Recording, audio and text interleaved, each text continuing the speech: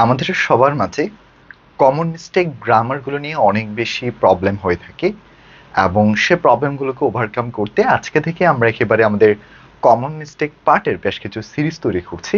আশা রাখছি এই সিরিজগুলো দেখার মাধ্যমে আপনাদের ইংলিশের যে কমন মিস্টেকের যে অংশগুলো আছে সেগুলো আমরা ইজিলি ভাবে ওভারকাম করতে পারবো।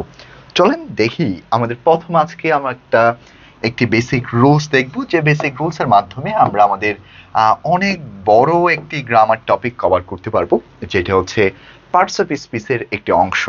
সো যে টেকনিকটা হচ্ছে আজকে মূলত আমরা একটি কনসেপ্ট, একটা ছোট্ট টেকনিকের মাধ্যমে আমরা কিভাবে নাউন কিংবা অ্যাডজেক্টিভ কিংবা আমরা অ্যাডভার্বকে মনে রাখার একটা খুব বেস্ট একটা টেকনিক দেখবো, এবং সেই টেকনিকের নাম হচ্ছে প্যাট, PAD। সো আবার বলছি, টেকনিকটার নাম হচ্ছে প্যাট। সো প্যাট টেকনিক দ্বারা আসলে আমরা কি বুঝতে পারি? আমরা এখানে পি বলতে যে শব্দটা মনে রাখবো সেটা হচ্ছে প্রেপোজিশন, অথবা আমরা বলতে পারি প্রসেসিভ। তাহলে আমার সাথে একটু বলতে হবে, পি বলতে আমরা বলতে পারবো প্রসেসিভ কিংবা আমরা বলতে পারবো সেটা হচ্ছে প্রেপোজিশন। এরপরে এ বলতে আমরা বলতে পারি সেটা হচ্ছে আর্টিকেল অথবা হচ্ছে অ্যাডজেক্টিভ, এবং অপরপক্ষে ডি শব্দের অর্থ হচ্ছে ডিটারমিনার। তাহলে আমার সাথে একটু সবাই একসাথে একটু ট্রাই করব। পি বলতে আমরা বলতে পারবো প্রেপোজিশন অথবা প্রসেসিভ, তবে একটা প্রেপোজিশন ব্যতীত, সে হচ্ছে টু ব্যতীত। একটা প্রেপোজিশন ব্যতীত সেটা হচ্ছে টু ব্যতীত। এখন অনেকের প্রশ্ন আসতে পারে প্রসেসিভ বিষয়টা কি। যেমন প্রসেসিভ বলতে আমরা যে শব্দগুলোকে বলতে পারি possessive pronoun, my, our, your, his, her, their, এই শব্দগুলো। আর অপরপক্ষে আর্টিকেল শব্দগুলো কিন্তু আমরা চিনি এ এন্ড দা, আর অপরপক্ষে হচ্ছে অ্যাডজেক্টিভ এবং সর্বশেষ হচ্ছে ডিটারমিনার। ডিটারমিনার নিয়ে আমরা বিস্তারিত আলোচনা করব, তবে ডিটারমিনারের কি কি আছে সেগুলোর সবচেয়ে বেশি ব্যবহৃত বেশ কয়েকটা ডিটারমিনার যদি আমি আপনাদেরকে একটু মনে করাই দিই। সর্বপ্রথম সবচেয়ে বেশি ব্যবহৃত ডিটারমিনার মধ্যে আছে আর্টিকেল, এরপর রয়েছে প্রসেসিভ প্রনাউন, এরপর হচ্ছে কোয়ান্টিফায়ার, ডেমনস্ট্রেটিভ, আর সর্বশেষ হচ্ছে নাম্বার। এই কয়েকটি ডিটারমিনার আমাদের সবচেয়ে বেশি ব্যবহৃত হয়ে থাকে। তবে এই ক্ষেত্রে মনে রাখবো, এই প্যাডের টেকনিকের ক্ষেত্রে এই প্যাডের পর যদি কখনো একটি মাত্র শব্দ থাকে, অর্থাৎ এই শব্দগুলোর এই কনসেপ্টের পর যদি কখনো একটি মাত্র শব্দ থাকে, তখন সেটা অবশ্যই একটি নাউন হবে, অবশ্যই এটা কি হবে, নাউন হবে। আর অপরপক্ষে প্যাটের পর দুইটি শব্দ বসলে শেষের শব্দটি নাউন এবং আগের যে শব্দটি থাকবে সেই শব্দটিকে আমরা অ্যাডজেক্টিভ বলবো। তাহলে আবার বলছি, শেষের শব্দটি যদি নাউন বলি এবং আগের যে শব্দটি সেই শব্দটিকে আমরা একটা অ্যাডজেক্টিভ নামে সংজ্ঞায়িত করব। আর সর্বশেষ প্যাটের পর যদি কখনো তিনটি শব্দ থাকে, তখন আমাদের নাউন তার পূর্বের ওয়ার্ডটি অ্যাডজেক্টিভ এবং অ্যাডজেক্টিভের পূর্বের ওয়ার্ডটি একটি অ্যাডভার্ব হবে। একটি কি হবে, অ্যাডভার্ব হবে। অনেক বড় একটা কনসেপ্ট পড়েছি, তার বলতে এইখান থেকে আরো কিভাবে আমরা শর্টকাটে পড়তে পারি, আরো শর্টকাটে পড়তে পারি। যেমন আমরা বলতে পারি PAD, এই যে PAD টেকনিকটা আছে, এই PAD টেকনিকের পর যদি কখনো একটি শব্দ থাকে তাহলে সেটাকে আমরা কি বলবো, একটি শব্দ থাকলে সেটাকে আমরা বলতে পারি একটা নাউন। আর যদি কখনো দুইটি শব্দ থাকে তখন সেটাকে আমরা বলতে পারবো একটা অ্যাডজেক্টিভ এবং অপর একটা শব্দকে আমরা বলতে পারি নাউন। আর যদি কখন তিনটি শব্দ থাকে তখন সেটাকে আমরা বলতে পারবো একটি অ্যাডভার্ব এবং অপর একটা অ্যাডজেক্টিভ এবং সর্বশেষ যে শব্দটি আছে সেই শব্দটিকে আমরা একটা নাউন বলতে পারি। আশা রাখছি আমরা এই কনসেপ্টটা বুঝেছি, এবং এই পাঠের উপর আমাদের প্রতি বছর same word different parts of speech, এবং এখান থেকে আমরা প্রায় সময় প্রশ্নগুলো দেখে থাকি। আমাদের এখানে একেবারে সারসংক্ষেপ কনসেপ্ট দেওয়া আছে, একটি থাকলে নাউন হবে, যদি দুইটি থাকে একটা নাউন হবে, একটা অ্যাডজেক্টিভ হবে, আর যদি কখনো তিনটি থাকে তখন একটি নাউন, একটা অ্যাডজেক্টিভ এবং অপর একটি শব্দ আমরা অ্যাডভার্ব হিসেবে ব্যবহার করব। সো এটা হচ্ছে আমাদের কনসেপ্ট, এবং এইখানে বেশ কিছু ডিটারমিনার আছে। এখন অনেকের প্রশ্ন হতে পারে ডিটারমিনার্স বলতে আসলে কি বোঝাচ্ছি আমরা। ডিটারমিনার্স বলতে এখানে একটা ছক আছে, একটু আমি সরে দাঁড়াচ্ছি, সবাইকে বলবো একটা পিকচার নিয়ে আমাদের যতগুলো ডিটারমিনার্স আছে সবগুলো ডিটারমিনার্স একটি পলকে দেখে নেওয়া, কারণ এই ডিটারমিনার্স গুলো আমরা আমাদের সবচেয়ে বেশি ব্যবহৃত করে থাকি। এখন এটার পরে আমরা যে বেশ কিছু শব্দ, বেশ কিছু প্র্যাকটিস যদি একটু করি, আশা রাখছি আমরা ইজিলি ভাবে এখান থেকে পার্টস অফ স্পিচ গুলো আমরা বের করতে পারবো।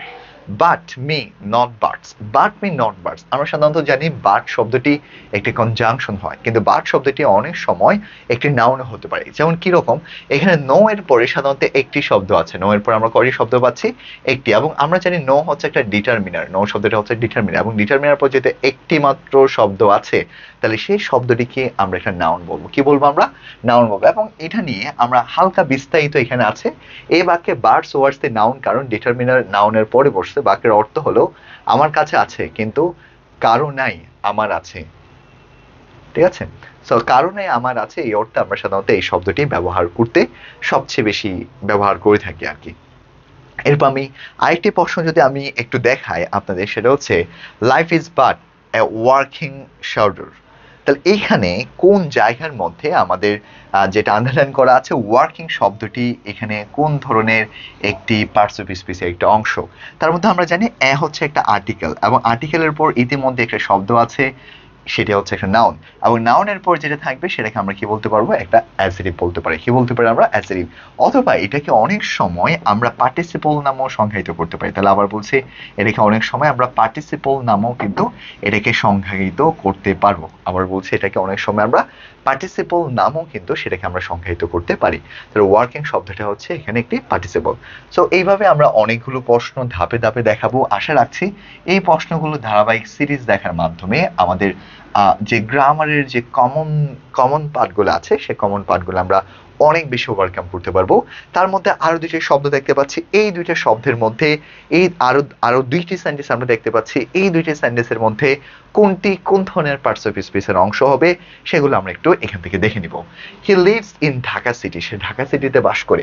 প্রায় সময় আমরা পড়েছি ঢাকা একটা নাউন, ঢাকা হচ্ছে একটা নাউন, কারণ ঢাকাকে আমরা বলতে পারি একটা হচ্ছে আমাদের প্রপার নাউন। ওকে, সো সিটি শব্দটা হচ্ছে একটি কমন নাউন।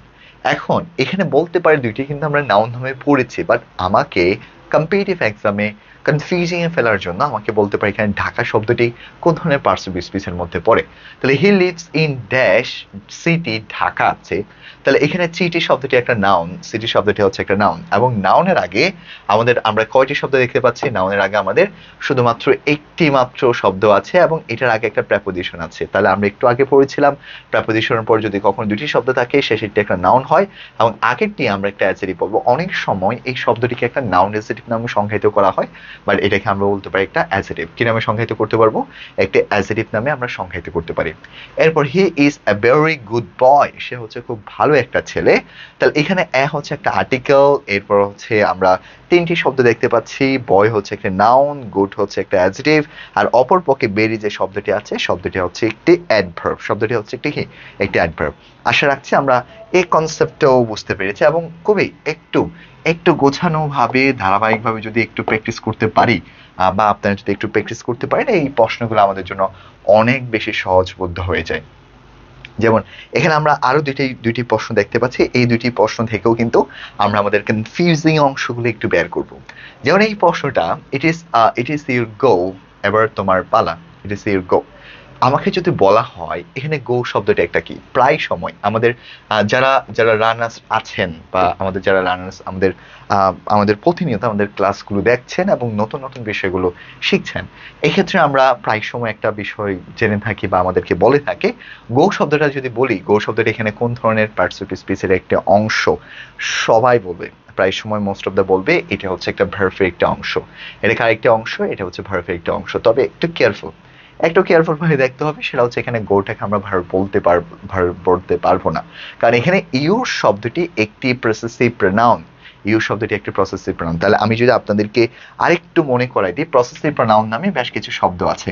তার মধ্যে আছে মাই, এরপর হচ্ছে আওয়ার, কিংবা ইউর, কিংবা হিজ, অথবা হচ্ছে হার, কিংবা দেয়ার, অথবা হচ্ছে ইট। এই শব্দগুলোকে আমরা যে নামে সংজ্ঞায়িত করতে পারি, এই শব্দগুলোকে আমরা বলতে পারি একটা পসেসিভ প্রনাউন। তাহলে আবার বলছি, এই শব্দগুলোকে আমরা যে বিষয় নামে সংজ্ঞায়িত করব, এই শব্দগুলোকে আমরা বলতে পারবো এক একটা হচ্ছে পসেসিভ প্রনাউন। কি বলতে পারবো আমরা? এক একটা হচ্ছে পসেসিভ প্রনাউন। তবে অনেক সময় এটাকে পসেসিভ প্রনাউন না বলে আমরা এই শব্দটাকে বলতে পারি একটি পসেসিভ অ্যাডজেক্টিভ। তাহলে আবার বলছি, এই শব্দগুলোকে আমরা পসেসিভ প্রনাউন না বলে এই শব্দগুলোকে আমরা কিন্তু একটা পসেসিভ অ্যাডজেক্টিভ নামও কিন্তু কি করতে পারবো? সংজ্ঞায়িত করতে পারবো। তাহলে মাই, our, your, his, her, their, এই শব্দগুলোকে আমরা একটা পসেসিভ প্রনাউন না বলে কিন্তু অনেক সময় পসেসিভ অ্যাডজেক্টিভ হয়। অর্থাৎ এডমিশনের ভাষায়, ক্লিস্টেফেলের ভাষায় এটাকে পসেসিভ অ্যাডজেক্টিভ হয়। এটা নিয়ে আমরা বিস্তারিত আলোচনা করব যখন আমরা নাউন নিয়ে একটু বিস্তারিত পড়বো, তখন আমরা এই নিয়ে আরো বিস্তারিতভাবে আলোচনা করব। এরপর is it he or a she. তাহলে অনেক সময় বলতে পারে এই ধরনের কিছু র্যান্ডম প্রশ্ন দিতে পারে। আবার এখানে আমরা একটা আর্টিকেল দেখতে পাচ্ছি এবং আর্টিকেলের পর এখানে একটা প্রনাউন আছে। অনেক সময় আমাকে প্রশ্ন বলতে পারে এটা কি একটা প্রনাউন নাকি এটা একটা নাউন। তাহলে মনে রাখতে হবে এই শব্দটিকেও আমরা একটা নাউন নামে কি করতে পারি, সংজ্ঞায়িত করতে পারি। সো